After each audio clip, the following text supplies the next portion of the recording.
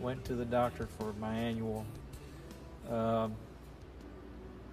test that I do every year, and never in my wildest dreams ever thought I would have some kind of negative response. Didn't anticipate that at all.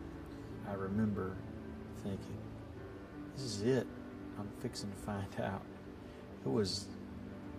My heart was pounding, just to be real honest. When I picked up the phone, I said, you mind if I go in, and my wife is here, and let me put you on speaker. And then he started telling me, yeah, the test results were positive for cancer, and you do have cancer. And then for probably 30, 40 minutes, he walked through all of the scenarios of what could be, and I did not hear a lot of that right at that moment. It was pretty devastating news.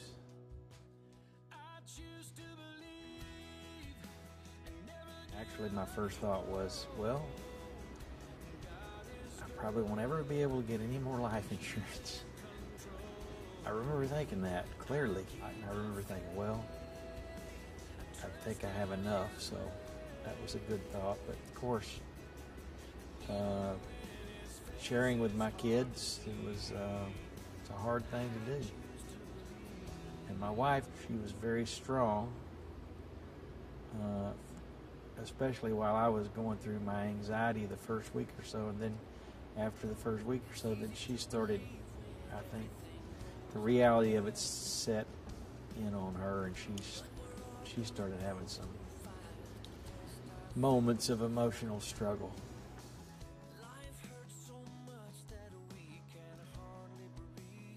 I first called our manager, and I told him that I'd had the biopsy and that it had come out positive, and I didn't know exactly what the results, what was going to be what was going to happen regarding traveling. At that point, I didn't know what treatment I was going to choose, and I thought I wouldn't tell Randy or Sean, but again, Chris prevailed on me. He said, no, you got to tell these guys. They would want to know, and they need to be praying for you, and the churches need to be praying for you. And he was right, so I made the call and tried to downplay it, and it's no big deal. Of course, it's a big deal. Anytime you find out you have cancer, it's a big deal.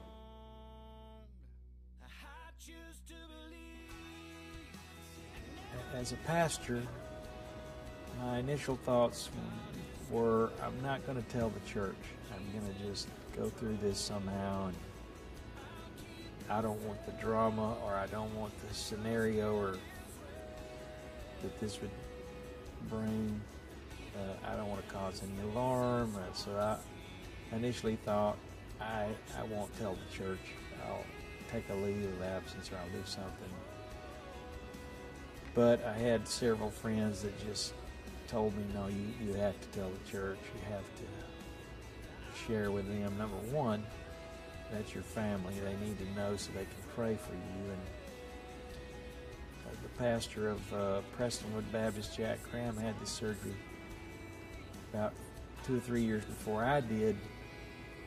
And I had the opportunity to talk to him about this, and he told me, I robbed my church of the ability to pray for me because I didn't tell them. And he said it was a huge mistake. So that also helped me to know I had to share with my church. It was very difficult. You don't want to lose your composure. You want to, act like you've got things together, not get up there and be a basket case. But yet it's very emotional, to share that kind of news. As you can imagine, they were extremely compassionate. A great outpouring of support before, during, and after. And still.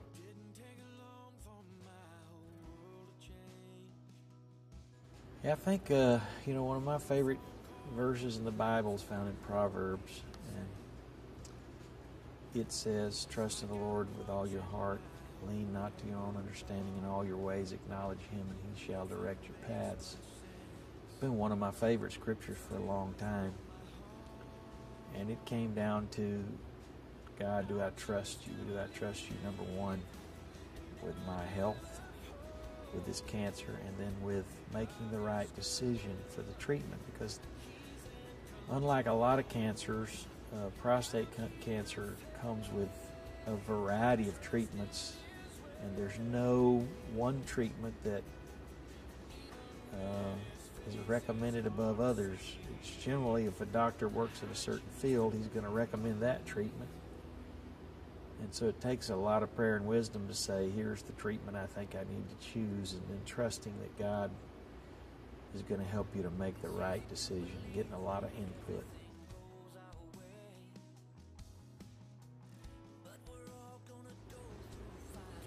Well, starting a few days before the surgery, you go in and they do all the prep, they do all the blood draw and all the questions and all the things you sign. I remember feeling a lot of apprehension. That particular day I went by myself.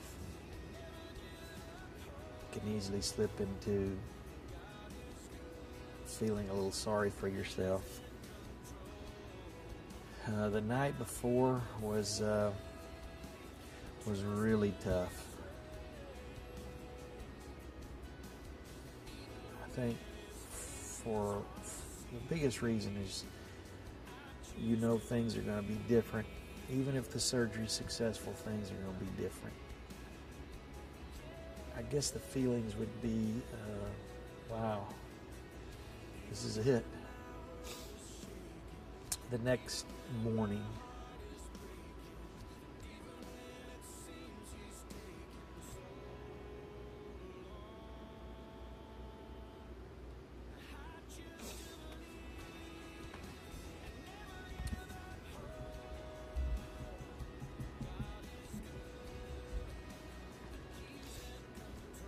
I had my family at the hospital.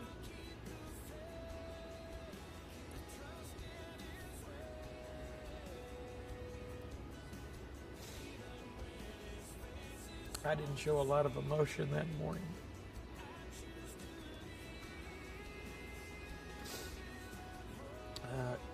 When you come down to a moment like that, you realize the things that are most important to you.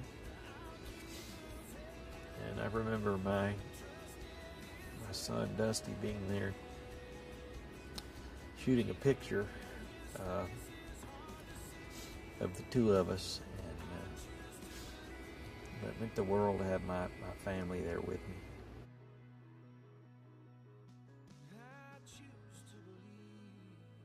I didn't see the doctor, but my wife told me that the lymph nodes were clear, which was a great sign. And I remember a huge sense of relief of it's over, thank goodness. And by that night, I was walking down the hallway, a little shaky, but I was doing it. Just to wake up and know the surgery's taking place and the cancer hopefully is gone and it was contained is a great sense of relief. With all the questions, even now, the surgery is over, and they believe they got all the cancer. But it's a trust walk with God because no one knows for sure. Lymph nodes were clear, and they tell me there are markers along the way that will be great milestones to pass. The first PSA test, the first couple of PSA tests, then there's the 3-year mark and the 5-year mark, that if you can get through those without the PSA level starting to climb back up, that's a good thing. Yet in the same breath, they will say, no one can know for sure that you got all the cancer.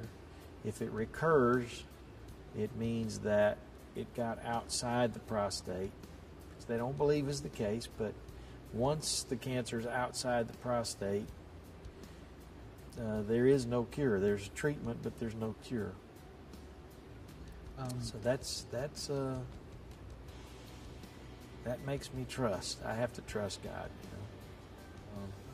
It's like you live in relationship with somebody. Like I live in relationship with my wife, and we have a crisis.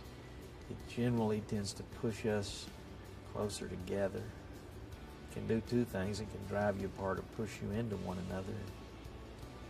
I think my relationship with the Lord is the same. It just caused me to lean on Him more, to lean into Him, and just feel closer to Him.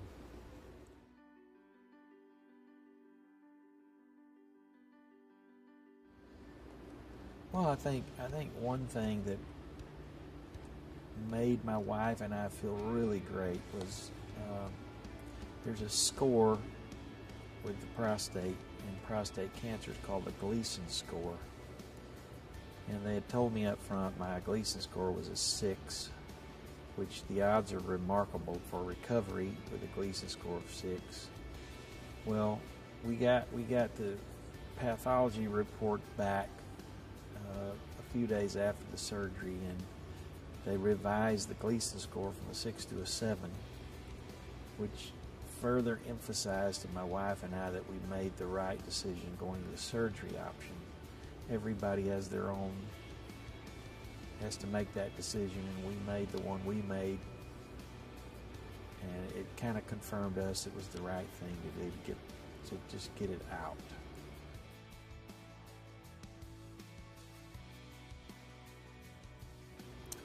I don't think having cancer has changed my ministry. I think it's potentially changed how I've always been a person who's very compassionate and could feel empathy for somebody, but this is one journey that until you've walked down the road of somebody looking you in the face and saying, you have cancer, you don't know what that feels like till you've been there, and you don't know the negative thought process that try to attack you and come to you, and how you have to build your faith. And you can't know that till you've walked through it. And I think that's the one thing that's really changed.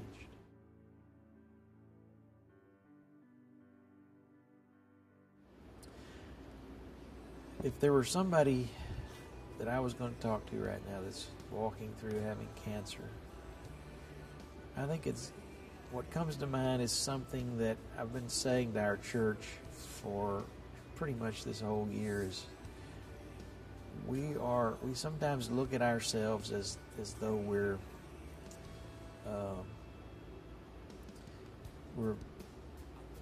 earthly beings having a spiritual experience every once in a while.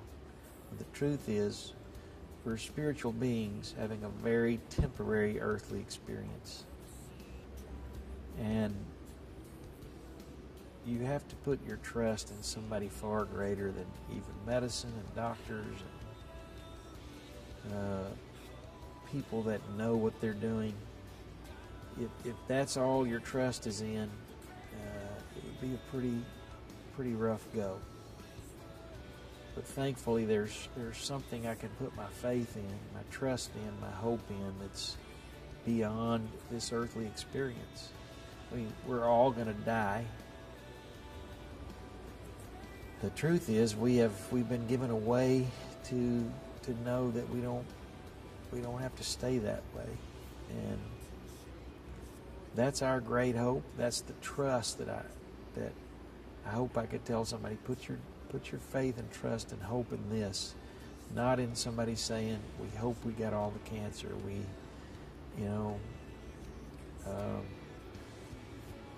You have to think a lot bigger than that. and know that God